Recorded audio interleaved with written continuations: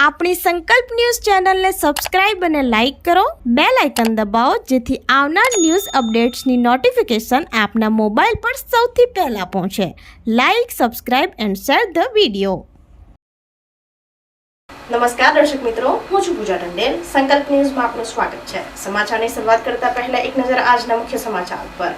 બિલીમોરાના ધોલાઈ બંદરથી ભીની રેતી ભરીને આવતી ટ્રકોમાંથી પાણી ટપકતા અકસ્માતો થતા સ્થાનિકોમાં આક્રોશ. છરવાડા કોસ્ટલ હાઈવે પર પાણી ફરી વળતા લોકોએ લાલ ગુમ રેતી ભરેલી ટ્રક અટકાવી રસ્તાની સાઈડે ખાલી કરાવી. બિલીમોરાના ધોલાઈ બંદર ઉપરથી ભીની રેતી ભરીને વલસાડ તરફ જતી ટ્રકોને કારણે કોસ્ટલ હાઈવે પર અકસ્માતોની હારમાળા સર્જાઈ છે. ટ્રકમાંથી સતત પાણી ટપકવાને કારણે રોડ અત્યંત લપસણો બની જતા સવારે એક સાથે 4 થી 5 જેટલા અકસ્માતો થતા સ્થાનિક લોકોનો રોષ ફાટી નીકળ્યો હતો. સ્થાનિકોના જણાવ્યા મુજબ બિલીમોરાના ધોલાઈ બંદર ઉપરથી મોટા પાયે ટ્રકોમાં રેતી ભરવામાં આવે છે. આ રેતી નીતરથી ભીની હોવાથી ટ્રકની પાછળના ભાગમાંથી સતત ખારું પાણી રોડ ઉપર પડે છે, જેના કારણે બિલીમોરાથી વલસાડ તરફનો કોસ્ટલ હાઈવે ચીકણો અને લપસણો બની ગયો છે. આ લપસણા રોડ ઉપર ધરાસણા ગામ નજીક બાઇક ચાલકો સ્લીપ થઈ ગયા હતા. એક જ દિવસમાં 4 જેટલા અકસ્માતો થતા સ્થાનિકો રસ્તા ઉપર ઉતરી આવ્યા હતા. પ્રત્યદર્શીઓના જણાવ્યા મુજબ એક મોપેડ ઉપર જઈ રહેલા વિદ્યાર્થીઓ ટ્રકને અડફેટે આવતા માંડ બચ્યા હતા. ભીના રોડને કારણે બાઇક સ્લીપ થઈ હતી. સદનસીબે મોટી જાનહાનિ ટળી હતી. આ રસ્તેથી રોજિંદા હજારો લોકો વાપી અને અન્ય ઔદ્યોગિક વિસ્તારોમાં નોકરીએ જાય છે. ભીની રેતીના પાપે રોડ જોખમી બનતા વાહન ચાલકોના જીવ તાળવે ચોટ્યા છે.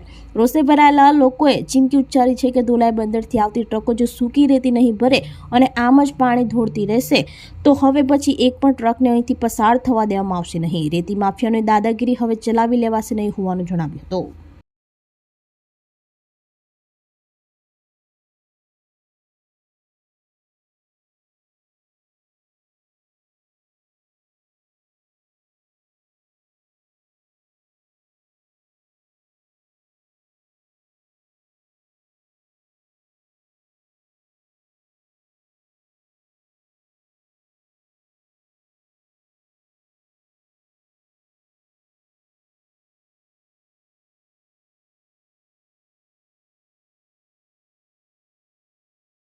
આ દિલ્હી માટે અમારા આ કોસ્ટલ બિલીમોરાથી વલસાડ સાઈડે ટ્રક દિલ્હી માટે ભીનેલી રેતીવાળી એકદમ પાણીવાળી રેતીની ગાડી જાય છે દિલ્હી. એના માટે દિલ્હી માટે બે ત્રણ આજે તો 4 એક્સિડન્ટ થયા છે. ધરાસણામાં 4-5 એક્સિડન્ટ થયા. હવે દિલ્હી અમારે જાનનો જોખમ હું કામ કરવો? સૂકી રેતી લઈ જાઓ, ધંધો કરવો, અમે નાના નથી પાડતા. પણ આ ભીનેલી રેતી લઈ જાય, આ રોડ ઉપર દુનિયાભરનું પાણી પડે, એના લીધે કેટલાઓ લોકો નોકરી આ બિલીમોરાથી લઈને બધા જ નોકરીએ જાય છે વાપી. તો સવારે આની ઉપર કેટલી ગાડી સ્લીપ થઈને પડે છે.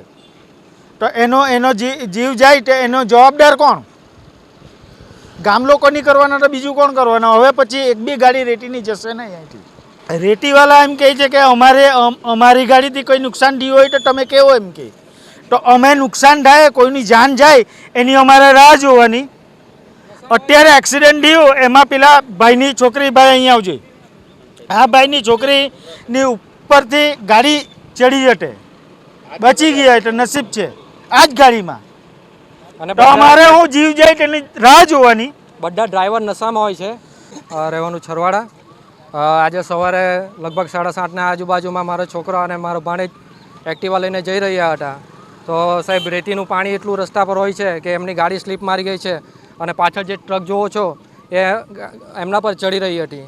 તો એ લોકો બાલ બચી ગયા છે. અમે ઘણીવાર રજૂઆત કરી, તેમ છતાં કોઈ નિકાલ આવ્યો નથી અને રેતીનું પાણી રસ્તા પર પડે છે અને ઘણા લોકો સ્લીપ મારે છે.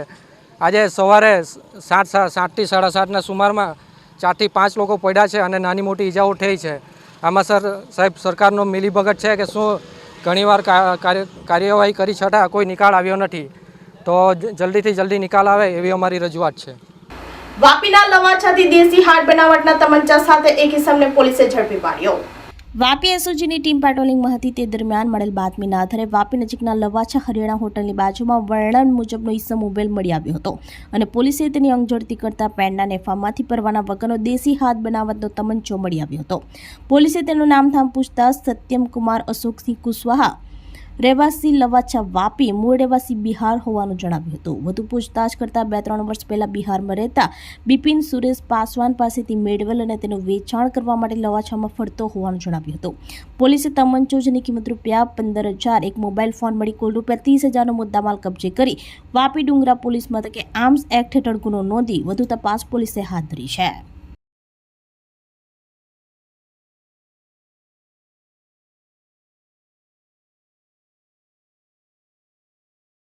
પાર્ટીમાં રાષ્ટ્રીયકૃત બેંકોના કર્મચારીઓ હડતાળ પર ઉતરતા બેન્કિંગ સેવાઓ ખોરવાતા ગ્રાહકોને હાલાકી. વિવિધ પડતર પ્રશ્નો અને ખાનગીકરણના વિરોધમાં આંદોલન કરતા સ્થાનિક બેન્કિંગ વ્યવહાર પર અસર. રાષ્ટ્રવ્યાપી આહવાનના પગલે પારડી શહેરમાં પણ રાષ્ટ્રીયકૃત બેંકોના કર્મચારીઓ હડતાળ પર ઉતર્યા હતા. બેંક કર્મચારીઓના વિવિધ પડતર પ્રશ્નો અને ખાનગીકરણના વિરોધમાં આંદોલન છેડવામાં આવ્યું છે, જેની સીધી અસર સ્થાનિક બેન્કિંગ વ્યવહાર પર જોવા મળી હતી. પારડીની State Bank of India, Bank of Baroda જેવી સરકારી બેંકોમાં કામગીરી સંપૂર્ણપણે બંધ રહી હતી, જેથી કરોડો રૂપિયાના ચેક ક્લિયરન્સની પ્રક્રિયા અટકી પડતા વેપારીઓને ભારે મુશ્કેલીનો સામનો કરવો પડ્યો હતો. બેંકો બંધ હોવાને કારણે રોકડની જરૂરિયાત માટે લોકો એટીએમ તરફ વળ્યા હતા. તેમની મુખ્ય માંગણીઓમાં બેંકોનું ખાનગીકરણ અટકાવવું, પગાર વધારા અને પેન્શનના પ્રશ્નોનું નિરાકરણ, નવી ભરતી પ્રક્રિયા ઝડપી બનાવવી જેવી હતી. બેન્કિંગ સેવાઓ બંધ રહેવાથી સામાન્ય નાગરિકો અને પેન્શન ધારકોને સૌથી વધુ તકલીફ પડી હતી. ખાસ કરીને ગ્રામીણ વિસ્તારમાંથી આવતા ગ્રાહકોને ધક્કો ખાવો પડ્યો હતો.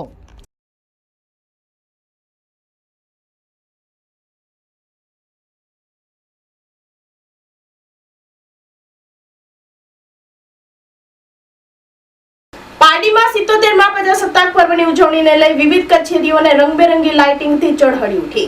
કેસરી, સફેદ અને લીલા રંગના લાઇટિંગ દ્વારા ઊભી કરવામાં આવેલી પ્રતિકૃતિએ લોકોમાં આકર્ષણ જમાવ્યું.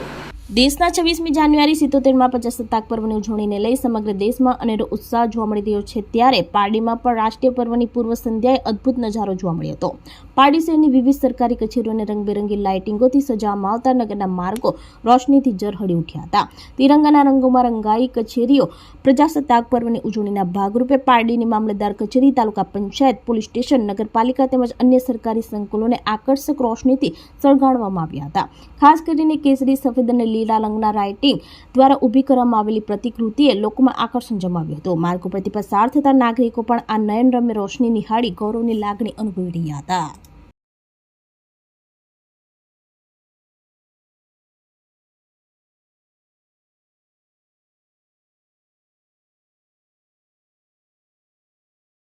ઉદવાડા રેટલાવ શાંતાબા સ્કૂલમાં 77મા ગણતંત્ર દિવસની દેશભક્તિમય માહોલમાં ઉજવણી કરાઈ. પારડી તાલુકાના ઉદવાડા રેટલાવ શાંતાબા ઇંગ્લિશ મીડિયમ સ્કૂલમાં 77મા ગણતંત્ર દિવસની ઉજવણી કરવામાં આવી હતી. કાર્યક્રમની શરૂઆત પ્રભાત ફેરી સ્કૂલ કેમ્પસથી ઉદવાડા સ્ટેશન સુધી કરવામાં આવી, જેમાં બાળકોએ સ્વતંત્રતાના નારાથી આ વાતાવરણ ગુંજાવી દીધું હતું. આ કાર્યક્રમમાં મુખ્ય મહેમાન લાયન કિશોરભાઈ ભામભવાની, પ્રેસિડેન્ટ વાપી અથડ ક્લબ અને lion Roshni Bhambhavani, joint treasurer Vapi અથડ ક્લબ દ્વારા રાષ્ટ્રધ્વજ ફરકાવ્યો હતો. અન્ય લાયન્સ ક્લબના મેમ્બરો બિપિનભાઈ પટેલ અને અંજનાબેન પટેલ આ પ્રસંગે ઉપસ્થિત રહ્યા હતા. આ અવસરે બેચ 2021ના ધ્રુવીલ મહેન્દ્રભાઈ પટેલે શાળાનું નામ રોશન કરતા યુપીસી પરીક્ષામાં પૂરા વલસાડ જિલ્લામાં પ્રથમ સ્થાન મેળવી શાંતાબા સ્કૂલનું નામ રોશન કરી સૌને ગૌરવ અનુભવ કરાવી સન્માનને પાત્ર બન્યા હતા. ધોરણ 1 થી 6ના વિદ્યાર્થીઓએ બાલ બટાલિયનની કલાની પ્રદર્શન કરી સૌને મંત્રમુગ્ધ કરી દીધા હતા, જેમાં લેઝિમ અને ડમ્બેલ્સ નૃત્ય પ્રસ્તુત કર્યું હતું. આ પ્રસંગે વિદ્યાર્થીઓ દ્વારા દેશભક્તિના ગીતો, પ્રેરણાદાયક ભાષણો સાથે સ્વતંત્ર સેનાનીઓના પાત્રરૂપ અભિનય દ્વારા દેશના બલિદાનોને યાદગાર રીતે રજૂ કરી સલામ કર્યા હતા. શાળાના હેડ બોય, હેડ ગર્લ સાથે હાઉસ કપ્તાનને પોતાના ગર્વિત કાર્ય માટે પુરસ્કાર આપવામાં આવ્યા હતા. શાળાના આચાર્ય આકાંક્ષા ગાંધીએ વિદ્યાર્થીઓને શિસ્ત, પરિશ્રમ અને દેશ સેવા સાથે સાહસ અને પ્રતિભા સાથે પ્રયાસ અને મહેનત કરતા રહેવાની શીખ આપી હતી. શાળાના ટ્રસ્ટી કિશોરભાઈ ગાંધીએ બાળકોને પોતાના સાચા કર્મ, હિંમત અને સ્વાભિમાન સાથે જીવવાનું સૂચન કર્યું હતું.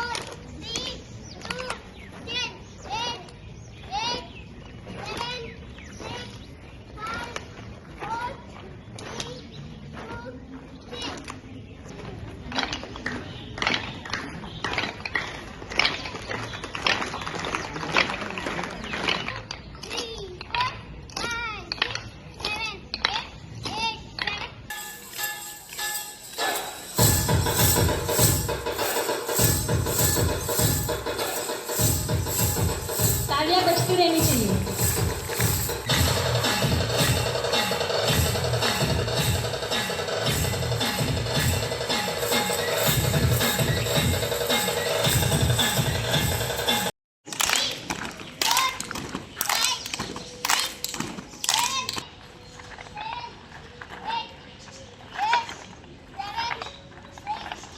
તો આ તાના સમાચારો નવા સમાચારો સાથે કાલે ફરી મળીશું. નમસ્કાર.